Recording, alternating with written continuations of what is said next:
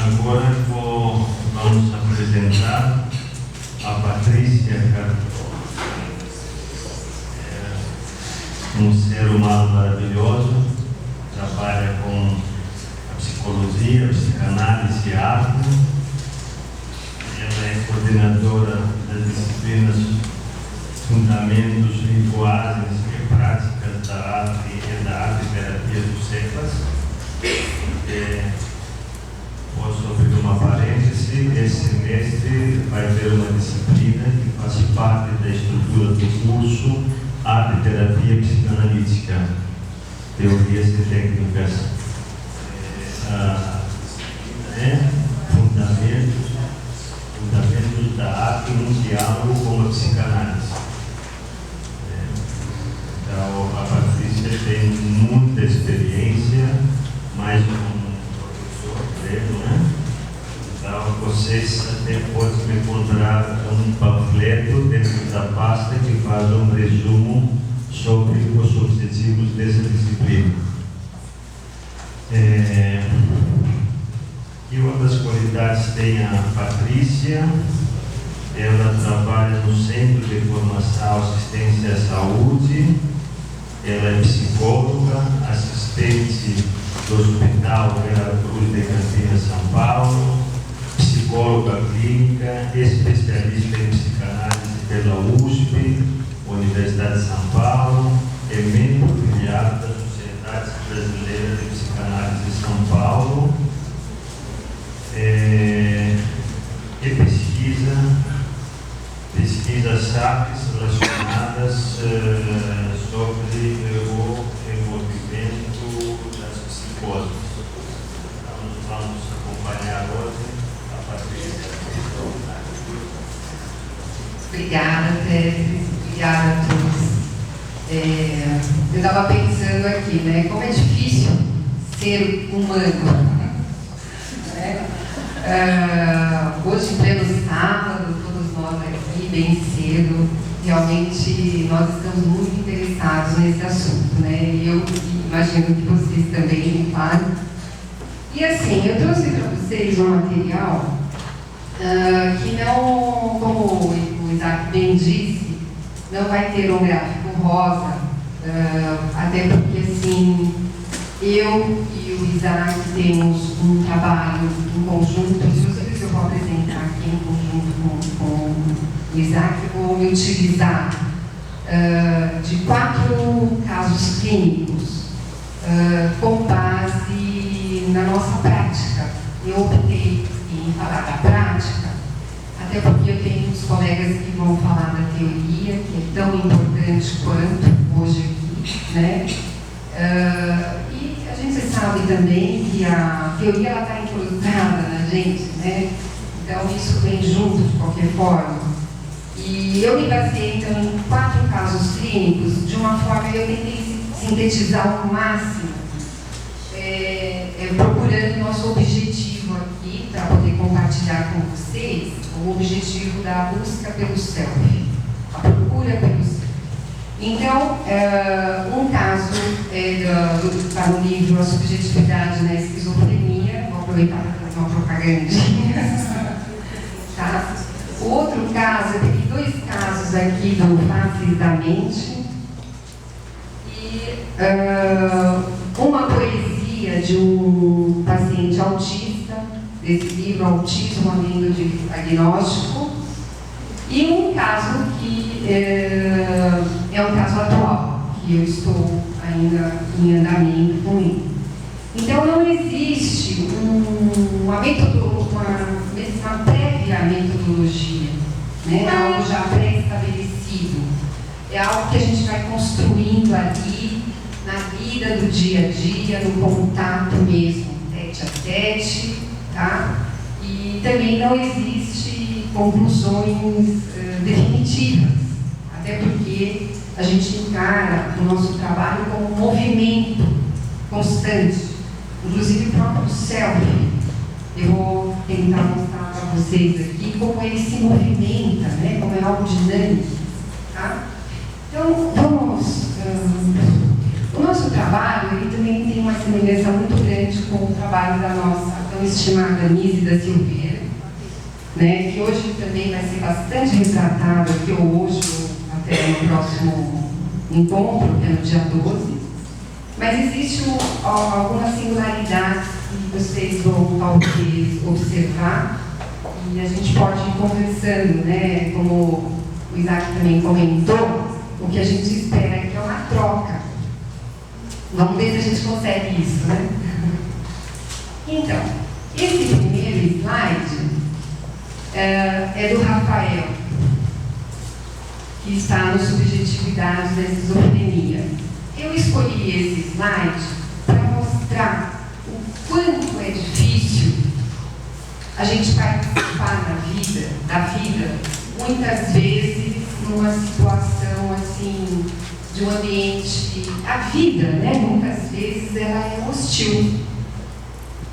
E o Rafael, na tentativa de uma participação, vejam aqui, funcionando isso. Vocês estão vendo aí?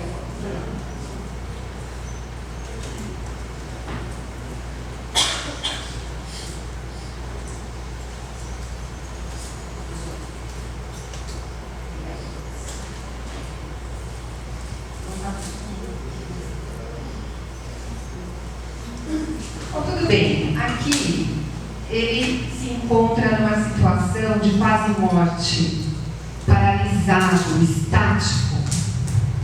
Na tentativa de participar do mundo, na letra B aqui, ele se sente como se ele tivesse sido triturado. Passaram ele naquele moedor de carne moída, né? E ele sai desse moedor em fragmentos, ruído, quebrado. A sensação de inexistência talvez seja a pior dor que todos nós, principalmente quando nós temos consciência dela, né? Porque o Isaac estava comentando que nós temos consciência da morte. Mas é diferente a gente ter consciência da morte de forma racional, todos nós sabemos que vamos morrer.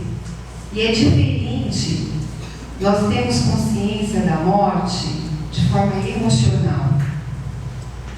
Muda tudo, isso é muito mais dolorido, muito mais difícil de lidar.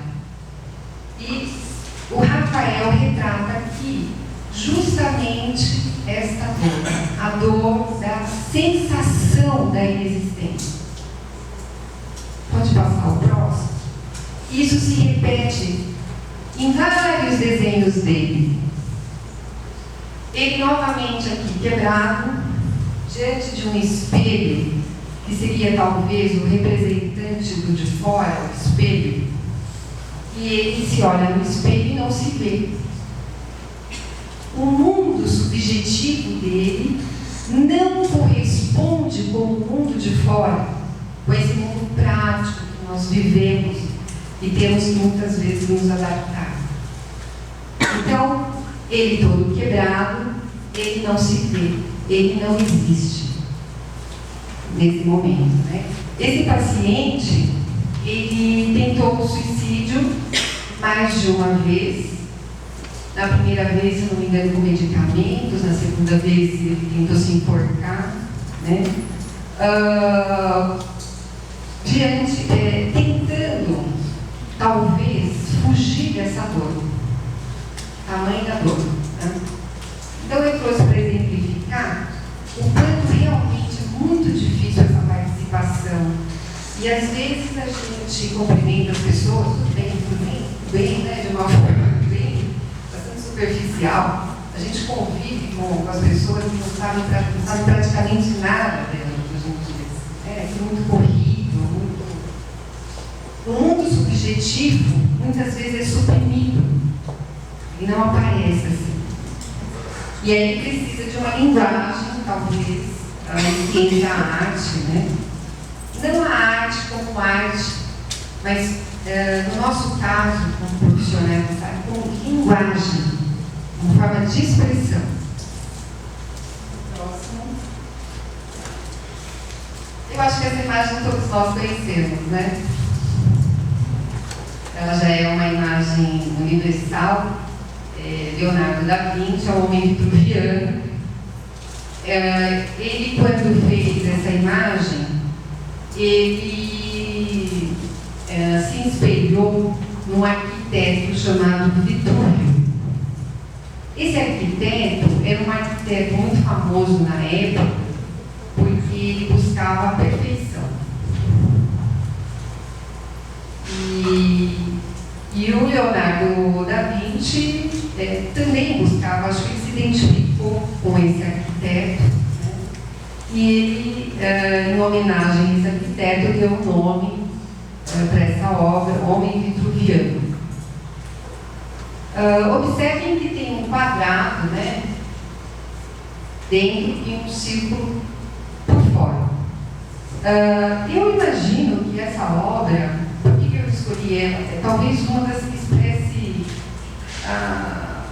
o máximo daquilo que a gente chama de perfeito, né? Agora vejam o que eu vou mostrar para vocês como um paciente encara essa obra. Ele fez esse desenho em meio a muitos outros que ele me apresentou e me chamou a atenção, porque eu vi que estava invertido o centro, o círculo no centro e o quadrado por fora. Aí o próximo passou parte da vida, praticamente toda a vida dele no quarto dele, fazendo algumas atividades para a família, como ir ao banco, fazer uma compra no supermercado, uma coisa assim. Legal.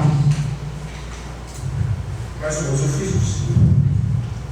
Agora tem que fazer o passo sem mudar o tamanho dele. Eu pegaria ele e faria outro círculo pegando isso. Eu não sei se vai ter qual forma vai sair aqui, pode ser, eu não sei. Então, olha, só prestem atenção no começo, que eu acho que o corte do filme ficou muito em cima, eu fiquei tentando pegar o mínimo de informação possível, só o que seria importante, mas ele vai falar que o braço dele é o compasso, é a régua. Ele vai usar o próprio braço como régua.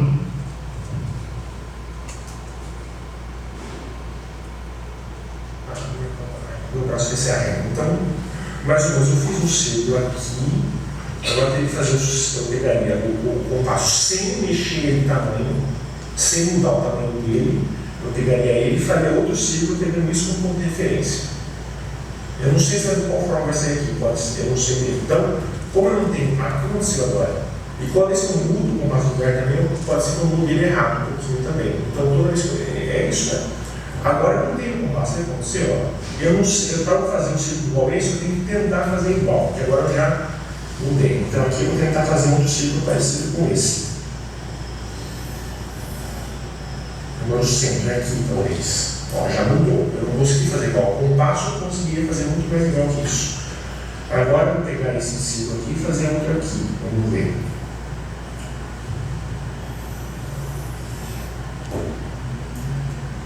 Agora eu vou pegar no centro, né, que seria, e vou fazer outro círculo aqui.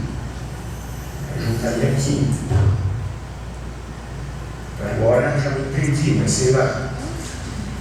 Eu fiz aqui. Peraí, eu me perdi um pouco. Aqui, agora aqui, ó. Agora o centro seria aqui. Pronto, aqui já tem um quadrado.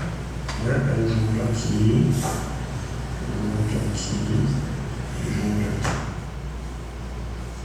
Indicam que não existe uma diferença clara, absoluta, entre sanidade e loucura, mas sim, ela é dimensional, onde é reconhecida que pessoas normais também podem ter sintomas, mas estes são mais frequentes, intensos e duradouros na doença. Então quer dizer que os normais também têm partes loucas e vice-versa. É como se fosse um espectro, né? No autismo nós temos atualmente o espectro. A sanidade e a loucura é a mesma coisa. as emoções vêm aqui pelo tronco cerebral e ela é mais ou menos administrada ali no córtex cerebral, né, que é uma parte mais desenvolvida. Isso já no ser humano. Né?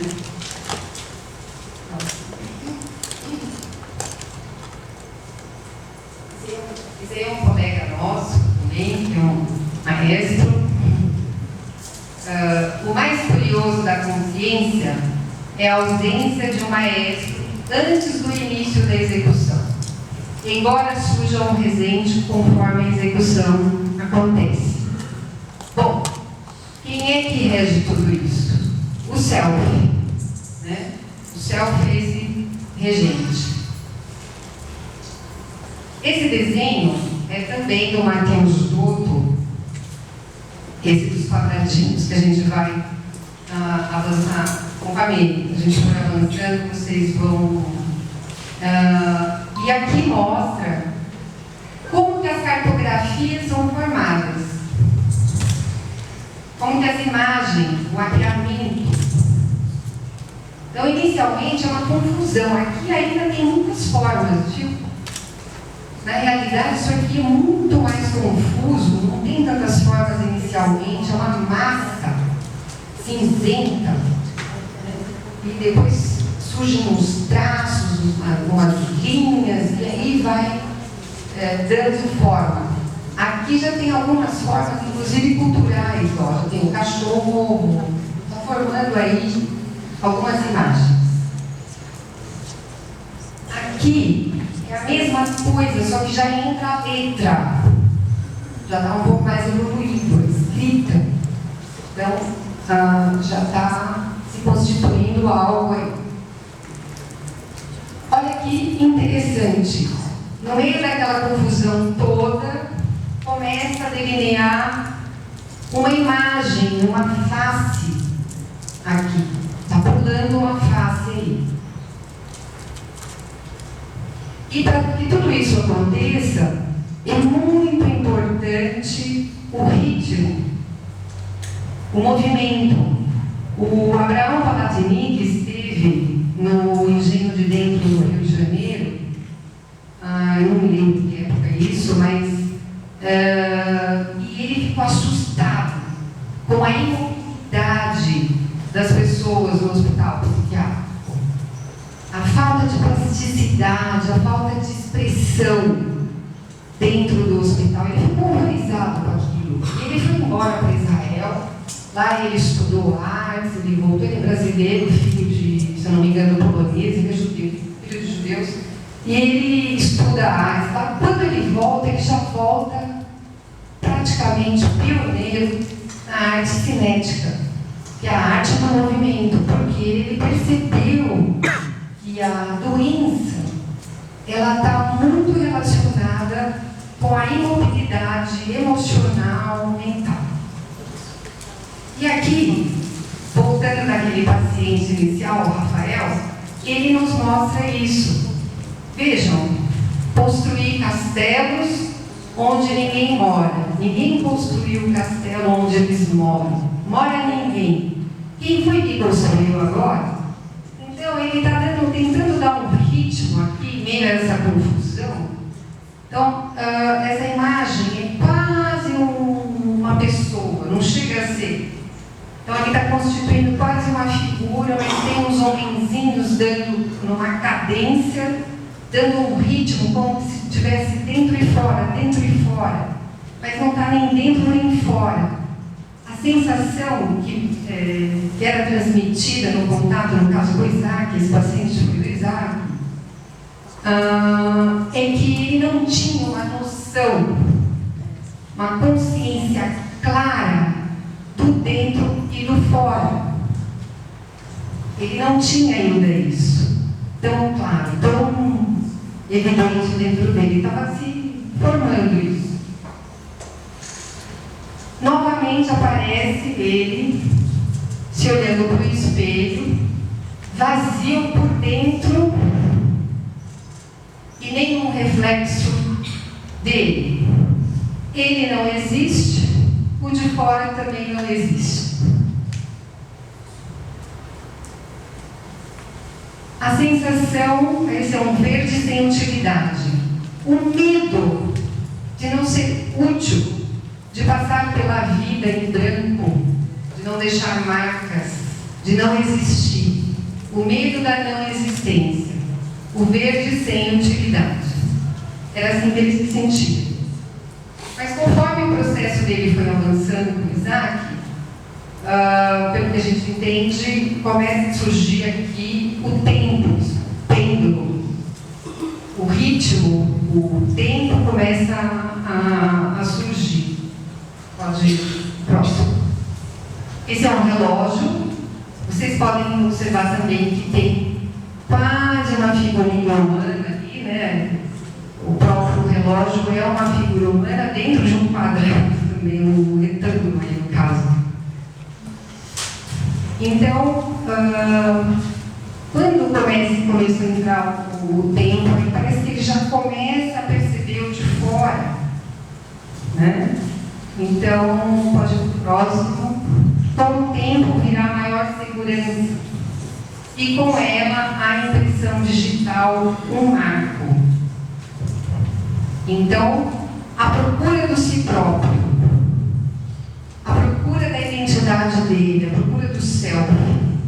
À medida que ele começa a se aproximar do seu próprio self, o de fora também já começa, olha a digital dele.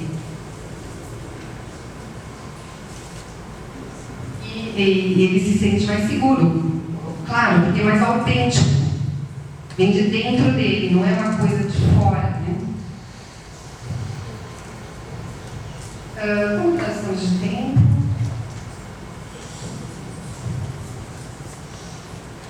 Tá, então eu vou passar rapidamente esses casos para a gente.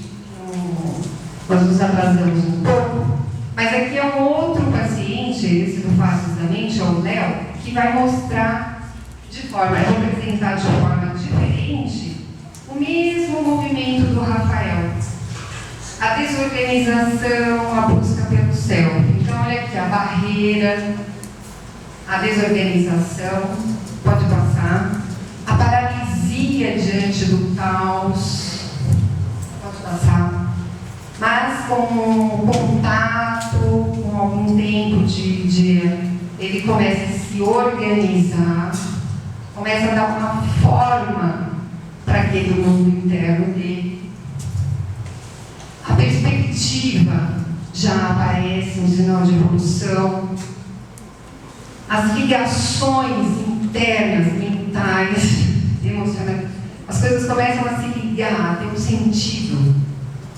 O movimento que o Abraão Paladini, que a gente vê nos nossos casos, que é tão importante. E o que aparece? A fachada da casa dele, o eu dele. Selfie. E essa imagem é uma imagem na qual ele se deu alta. O que vocês... Aqui nessa imagem tem uma coisa tem algo muito significativo, muito importante. Tirando daqueles que já conhecem, que deve ter alguns alunos aí que a gente já falava dessa imagem, mas aí vocês não falam. Mas o que vocês conseguem perceber de diferente nessa imagem? Alguém quer se arriscar?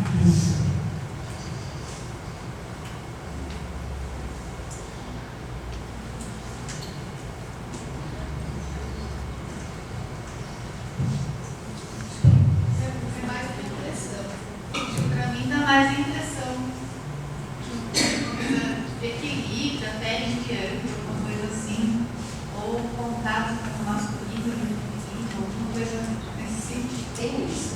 Tem isso sim. É uma dança, é a dança com a vida, com a realidade. É um paciente que estava em depressão, não tinha mais libido, não trabalhava, era um caso de depressão grave. Tá? Então ele vem se desenvolvendo e quando ele chega aqui, ele se desenha se representando como uma figura masculina, uma feminina, e vejam bem, no centro é um útero, tem um bebê ali. A própria nádega dele aqui, o braço ali, forma um feto. É ele nascendo para a vida.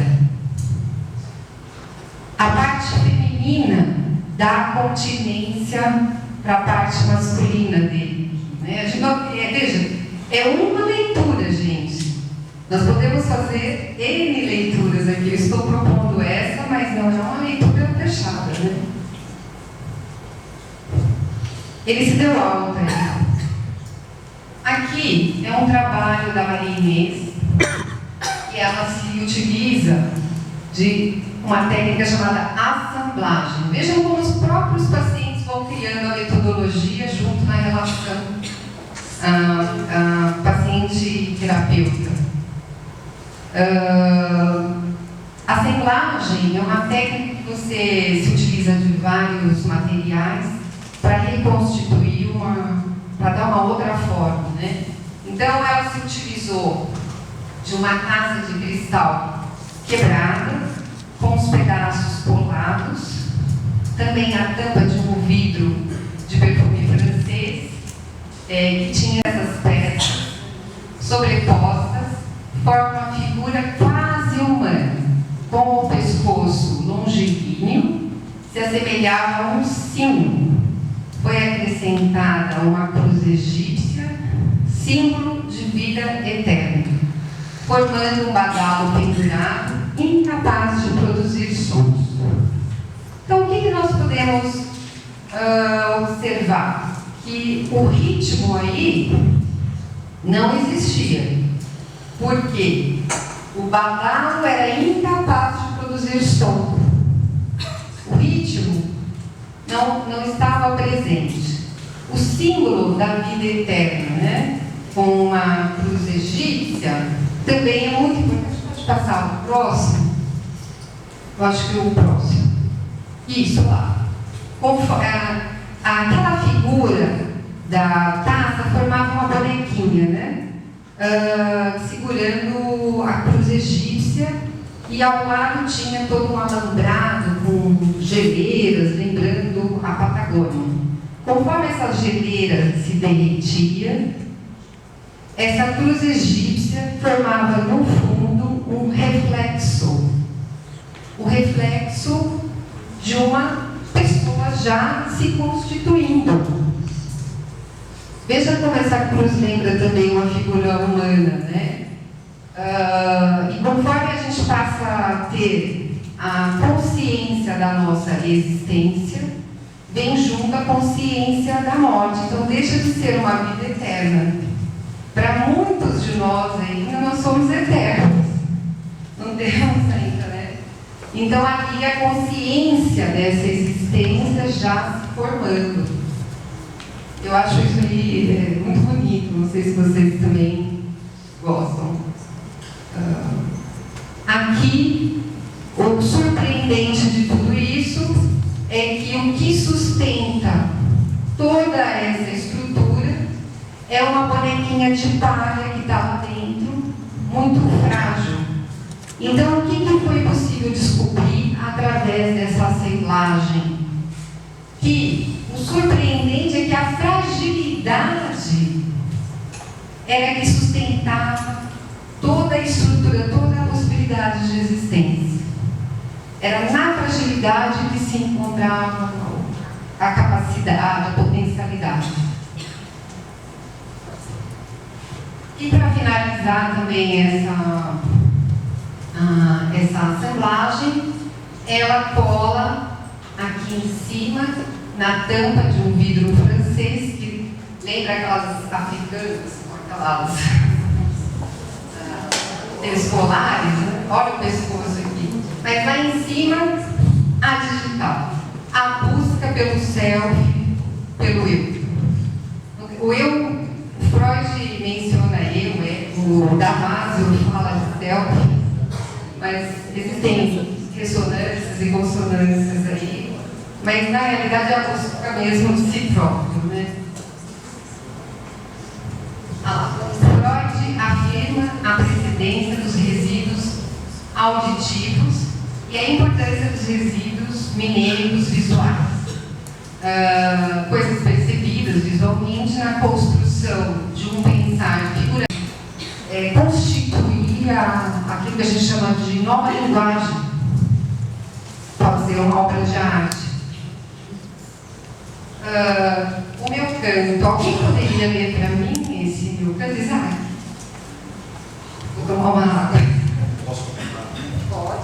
Bom, esse era um paciente autista e tinha uma cara de bobão, 17 anos, absolutamente isolado, era tratado como bobão, mas tinha um autista de alto rendimento, vamos dizer assim, que desenvolvia, na verdade ninguém tinha percebido isso. Começou a aparecer um mundo de poesias, de desenhos, onde aquilo que estava escondido atrás do bobão aparecia de uma forma mais clara. Mas ele tinha sido educado para ir ao banheiro, ele tinha sido educado para fazer o nó, mas ele reclamava: meu Deus, me educaram, me aprisionaram ao mesmo tempo. Cadê eu nisso tudo? E ele reproduz isso numa poesia chamada Meu Canto. Mestres, aqueles que educaram ele de uma forma até coercitiva. Tem um paciente que os pais dele pegavam uma mulher de pau, batiam quando ele fazia qualquer coisa errada. Mestres, por que me tiraram do meu canto? Meu canto que não reclamo de ter me tirado, assim do modo como me tiraram. Eu preciso aprender a fazer o nó do sapato, eu preciso fazer as coisas, mas por favor não sejam violentos comigo. Por que devo chamá-lo de mestre, se assim agindo, nem mestres são? Um canto, ora manso, ora revolto, a vida que tinha dele, que não era perceptível para os outros. Um canto, ora manso, ora revolto, mas que tinha esperança. Agora, mestres falsos, me tiraram desse canto, sem deixar de dizer que minhas esperanças são ilusões. Ele queria um caminho, mas ele não queria um caminho nazista. Ele não queria um caminho coercitivo, só comportamento, não estou negando o comportamento importante, só comportamental. Ele queria partir para o mundo de uma forma viva. São meus sonhos que devo agir assim como vocês querem. Sou um animal arisco com instintos bem estabelecidos. Eu tenho vida dentro de mim. Eu tenho vida. Você não percebe, mas eu tenho vida. Então, se me bloqueio, estou jogando enormes quantidades de anestesia. Então, quanto mais me forçam a ser padrão, mais eu morro dentro de mim. Eu talvez até satisfaça, ou dá menos trabalho, mas eu me adapto aparentemente socialmente. Mas cadê meu céu? Cadê eu? Cadê a minha participação? Porque é tão engraçadinho as outras pessoas que ariscas são, mas sem instintos nenhum, podemos dizer que reprimem que são. Então, pessoas que aparentemente enchem a cara, vão a festas, se enchem de cocaína, de droga, ou então de títulos, então que aparentemente são muito ariscas ligadas à vida, mas cuja única saída é ir para Miami a cada 2 anos, fazer encher as malas de presentes, de coisas, mas que na verdade aquilo lá constantemente precisa ser repreendido, porque não tem vida.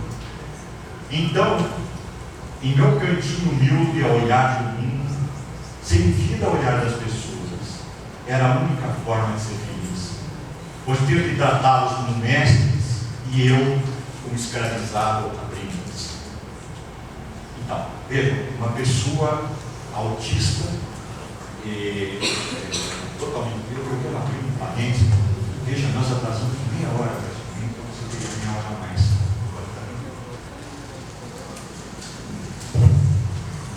Bom, esse é o meu canto. Pode avançar. Agora eu vou mostrar uma sequência de vídeos, são curtinhos, voltando no Matheus Dotto, que é aquele paciente dos quadradinhos. Vamos acompanhar. Dizer que não se deve dar muito bem às funções. Eu dizer que não se deve, esqueci de colocar não. Ok, dizer que se deve dar muito bem. Ele fica na dúvida se deve se dar muito crédito ou não às coisas que ele me apresenta. E ele traz bilhetinhos para a sessão. Às vezes ele tem algumas ideias, ele traz uns bilhetinhos. E nesse bilhetinho ele queria escrever para mim o seguinte, que não era para eu dar tanta importância para esse mundo todo que ele estava trazendo, porque isso não era tão importante. Mas aí acontece um ato falho. Ele esquece de pôr um não. E o ato falho, pode... segundo Freud, o ato falho demonstrou que Freud demonstrou que os atos falhos assim como os sintomas, formações de compromisso entre a intenção consciente do sujeito e o recalcado. O ato falho, então, nada mais é do que o recalcado pulando para fora, né? Bom, isso pode pôr.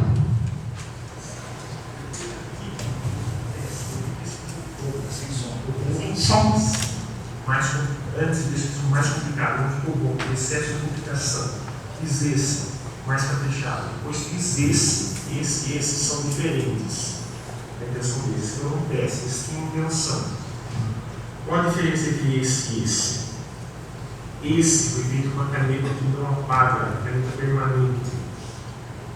São movimentos mais simples, mas não pode errar de jeito nenhum. Se errou, não tem volta. Esse eu posso voltar, posso apagar se errar, só que é mais difícil. Essa caneta eu não posso mudar o tom, do jeito que eu vou colocar no papel, ela fica. E aqui eu tenho que fazer vários movimentos sempre iguais, para tentar deixar um parecido com o outro. Se eu errar, eu posso voltar atrás. Agora esse, não. Esse não tem. Eu pedi para ele tentar sair dos quadradinhos, e aí ele trouxe esse desenho.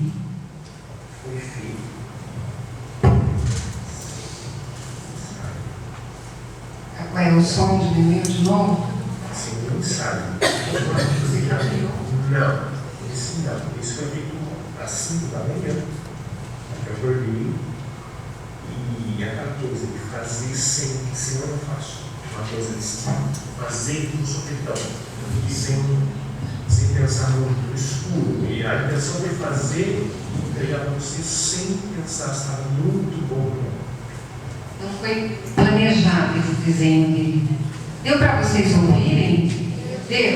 Então, eu sugeri a ele, sabe? Assim, olha, vamos tentar sair desses quadradinhos. E ele me trouxe esse desenho, que foi o primeiro desenho que ele fez na vida dele, enfim, fora dos quadradinhos. Uma outra coisa também que ele fala, que eu fui a única pessoa da vida dele até hoje que ouço o que tem dentro dele. Ele comenta que a maior parte da comunicação dele com familiares é para falar que precisa arrumar a luz, precisa pintar, precisa providenciar sobre coisas, tarefas. Mas sentar e falar do que acontece lá dentro, ele diz que ele nunca teve essa experiência, que é a primeira vez. E então ele traz esse desenho que ainda é bastante cultural, mostra uma casinha, uma árvore e um cachorro. Vamos para o próximo. Pode passar, passa. Esses são os desenhos, pode passar aqui nos quadradinhos. Ele fala que na máquina, quando ele se sente uma máquina, a máquina para produzir os quadradinhos, ela não tem um referencial. Então ela não vai comparar um quadradinho com o outro. Já quando ele está mais humano, ele compara um quadradinho com o outro. Já tem uma referência, um comparativo. Vou passar a casinha. Vejam que aqui, né, o cachorro é se fosse uma barreira. E agora sim, a gente vai começar a se aproximar mais do selfie dele. Pode passar? Isso, esse é o próximo?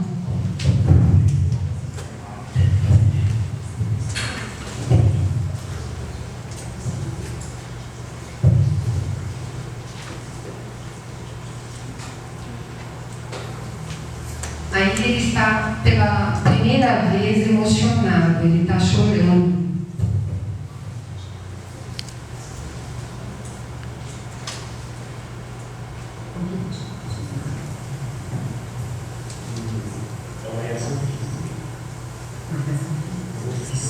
Se eu pudesse imaginar ser um bilhão de dólares.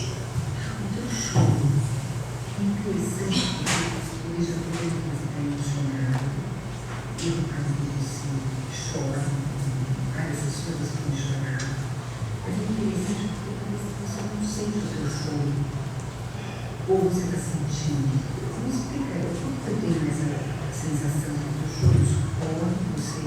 cheiro de parece que não passa pelas vezes no choro. Eu conseguia sentir o choro dele. Ele chorava, mas não tinha uma reação e eu não via. Depois que aconteceu, aí eu tenho a mesma impressão sua. Depois que aconteceu. Isso. Só que depois aconteceu, aí o agora já foi. Já foi. Então, já não dá mais para. Aí fica uma imagem gráfica do que aconteceu.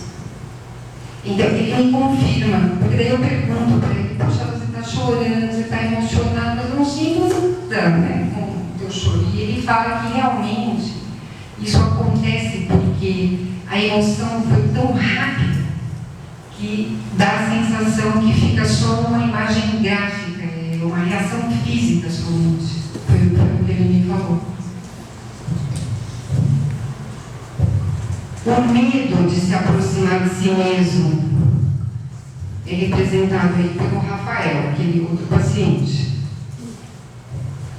Aliás, tem pessoas que acabam pegando um caminho do suicídio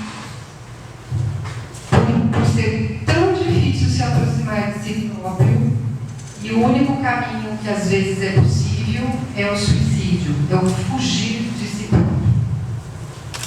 Ele me traz essas fotos no iPhone, no telefone dele, no aparelhinho celular dele, dizendo para mim, olha, Patrícia, eu tenho um quadradinho dentro do meu olho. Vocês estão vendo esse círculo?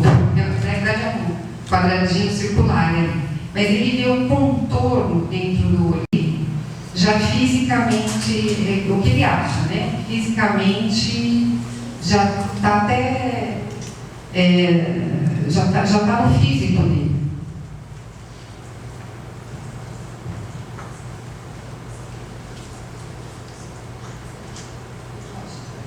Aqui, ó, aqui é claro que eu escrever uma resolução poder ampliar. Então, esse negócio aqui fica desse tamanho. Ela mudou tudo. Eu fiz escrever, aí eu consigo ampliar. Eu fiquei, né? Para ver o que apareceu. E se você olhar bem aqui de pertinho, nossa, olha aqui, olhando aqui não tem jeito de ver, mas se você olhando pertinho, aqui, olha, essa estação não aparece, você ampliar, tem essa função. Parece uma pessoa. Uma pessoa. É, uma pessoa. Sim. Não é aqui, ó, esse aqui. Os dois. Mas esse aqui eu achei, mas esse aqui eu achei que parece uma pessoa. Tem gente dentro do quadradinho. Tem uma pessoa lá dentro. Você estava gravando. Deve estar falando que estava gravando e eu tive. Tá querendo tirar. Depois você. Aí, assim, aqui, você está daqui e por acaso quer falar com essa pessoa aqui. Só aqui, você está longe da rua e tem que chegar lá. Aí, dá uma sensação que vai dar um trabalho desgraçado para chegar aqui. E tem um cachorro que já está tão perto aqui da sempre até saindo fora, né? Então, para cá. Ele até parece uma barreira, né? Não é? É isso. Ele está tão aqui. Está tão. Um lugar que ele está até. Ele está tão distante de si próprio que vai ser muito difícil chegar lá dentro do quadradinho, abrir aquela casinha e encontrar ele lá dentro. Dá a impressão que vai dar tanto trabalho que está difícil de chegar aqui. Esse cachorro está até fora do quadro já. Ele já ficou até fora para. Então, mais ou menos, no caso do quadro do diabo, pessoa. Ele tem um outro quadro que traz um diabinho e depois eu vou mostrar para vocês. Eu acho que tá bom, pode cortar. Ele vai falar que por que aquela pessoa está lá dentro daquela casinha? Porque lá fora é muito frio. a vida é muito fria, né? Fora da casinha, então por isso que ele está lá dentro. Olha ele lá, então próximo. Aí os quadrados começam então a se movimentar. Pode passar. Olha o quadrado se expandindo, pode passar. Vocês podem. Isso. Aqui, não, volta. Isso, é um outro vídeo também. Uma régua coletiva e aqui uma régua individual. É a mesma coisa, você pode ter, é tudo a mesma coisa, tudo que existe é a mesma coisa. A diferença é se é vista como uma régua coletiva, a regra coletiva, e aqui individual você vai do jeito que você quiser. Você vai, mas é a mesma coisa. Mas parece que fica mais certinho. Não, porque essa é a régua coletiva. As medidas são as mesmas, mas lá é uma régua coletiva que é uma régua individual. Na régua individual, a régua dele é uma régua torta. Acho que pode passar. Então, os gêmeos, eles buscam uma certa autenticidade, né? Esse rapaz, ele tem algo autêntico, está buscando essa autenticidade. E, em geral, a contribuição deles acabam sendo maior. Acho que pode passar. Aí eu estou comparando os quadradinhos com um artista, Mondrian.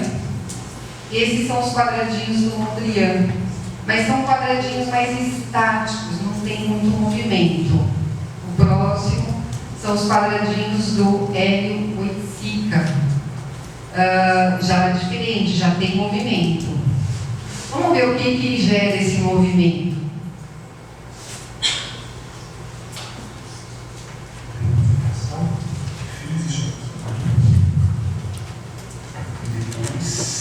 Nós ficamos esquisitos. Eu quero fazer esse quadrado de uma forma mais e para ficar muito, você tem que pagar uma via. Ele está tentando abrir o quadrado. Imagina esse encaixe com a abertura. E a gente fazer uma coisa vazando, uma espécie de escapando para esse encaixe. Aí eu comecei a fazer lá em cima mesmo, noção do ponto que eu queria fazer, que é difícil. Nessa daí, foi eu que me emocionei. Porque ele tem uma preocupação em abrir um quadradinho, mas que dentro do quadrado tenha conteúdo, não seja algo vazio. É muito difícil. Eu não sabia que é muito difícil. Aí eu fiz o quadrado aqui, e aí acabou me dando certo, sabe? Você não vai conseguir, você não vai dando errado, você não consegue. Aí eu resolvi, por causa das cores, eu falei que trabalho naquele dia, mas não é que acabou, ela tem duas pontas. Então fica um negócio, a ponta fina não vai funcionar, o negócio não funciona, não dá para fazer. Ele fala que vai pensar. Usar aquele negócio e desenho para mexer Você viu que é o quadradinho e agora com a abertura? Você está saindo do quadradinho. Sim, depois eu comecei a ver. Bom, tá. O quadradinho explodiu. Agora entramos no movimento e ele vai começar a sair desse quadradinho. Aqui já tem uma divisão, uma tentativa de organização desse conteúdo dentro dele. E vão surgir infinitas imagens, eu costumo dizer infinitas enquanto dure, né? Porque nós temos um fim, mas são tantas imagens que eu tive dificuldade para escolher uma, duas para mostrar para vocês. Mas essa é uma carpa que representa, eu escolhi isso porque representa a parte que ele considera mais aceita por ele e pelas pessoas. E o próximo é uma montanha, mas é uma montanha que está em movimento. Ela pode ser uma estalactite, estalagmite, pode ser a boca do cachorro, pode ser uma caverna, ela pode infinitas coisas. Se você vira, então vamos. E aí a gente entende que como o funcionamento da mente dele tem são tantos movimentos. Olha lá, o diabo, que também surgiu da abertura do quadradinho. Esse diabinho ele colocou num quadrinho também lacrado dentro do quarto dele. Ninguém pode ter acesso a esse. Ele considera que, por que eu escolhi? Porque essa parte, para ele, é a parte não aceita dele. Que ele não se aceita, ele acha muito difícil da sociedade, das pessoas aceitarem ele. A gente fica imaginando que o diabo, a nível mais universal, representa a personificação do mal. Mas, enfim, vamos ver o que significa esse. Eu acho que pode pular esse, que eu estou comparando a montanha com a boca do diabo. E então continua ele formando imagens, mostrando o que tem dentro dele, o cachorro, e assim, o Caravaggio. O Caravaggio aí a medusa. Por que eu coloquei a medusa? O diabinho, o cachorro, representam as barreiras dele, os medos. Ele expressa medo e ao mesmo tempo se sente ameaçado. São dois sentimentos juntos. E nós podemos encontrar isso no Caravaggio, por exemplo, na medusa. A expressão do medo e ao mesmo tempo da ameaça. Está aí presente, né? Isso para mostrar a semelhança, né, com os artistas, embora a linguagem seja outra. Esse pode passar. Estamos terminando, viu, gente? Sim, não é simplesmente um desenho.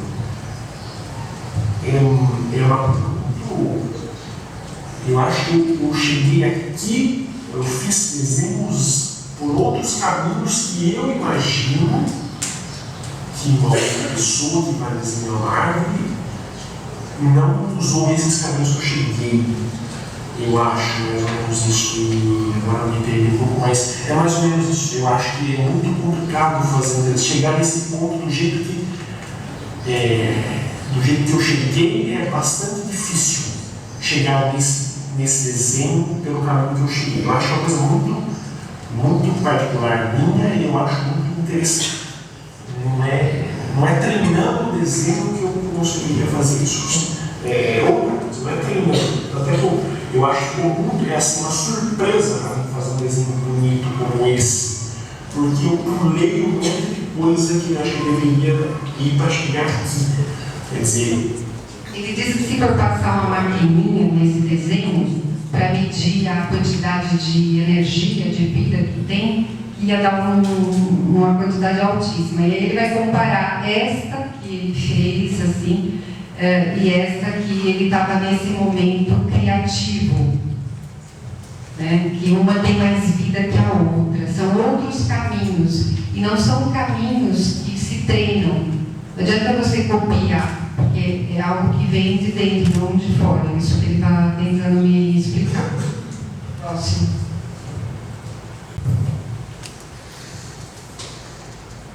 Então, nesses 50 minutos que eu estou desenhando, eu imaginei que isso aí foi um movimento muito próprio meu. Então, se você, vou usar por exemplo, quisesse copiar isso aí, teria muita dificuldade de copiar. Porque você teria que copiar não o desenho, mas assim o meu movimento, que acho que só eu tenho, né? Porque isso aqui, então por exemplo, eu escolhi ele para fazer, porque é fácil justamente por isso, porque eu tenho que fazer movimentos que para mim não são difíceis. Isso aqui, assim, né? Assim também. Né? Para mim não é difícil fazer isso aí. Né? Então isso é quase uma impressão digital. Isso aí, entendeu? Só eu consigo fazer, outra pessoa teria muita dificuldade, porque é uma impressão digital, é meu. Bom, gente, chegamos aqui a uma possível sequência né, para apresentar para vocês esse trabalho, onde ele mesmo se sente ali, ele mesmo fala, isto sou eu, aqui é muito próprio meu, é quase uma digital. A diferença da digital dele, representada pelo Rafael, a Marines, é que a dele tem movimento, né? Isso me chamou muita atenção. E isso faz a gente pensar que a digital está sempre se reconstruindo, vamos dizer assim. E a próxima. E aqui fica um convite para vocês da exposição. Nós temos alguns trabalhos que vão dar continuidade nesse material que nós apresentamos aqui. E, enfim, é isso.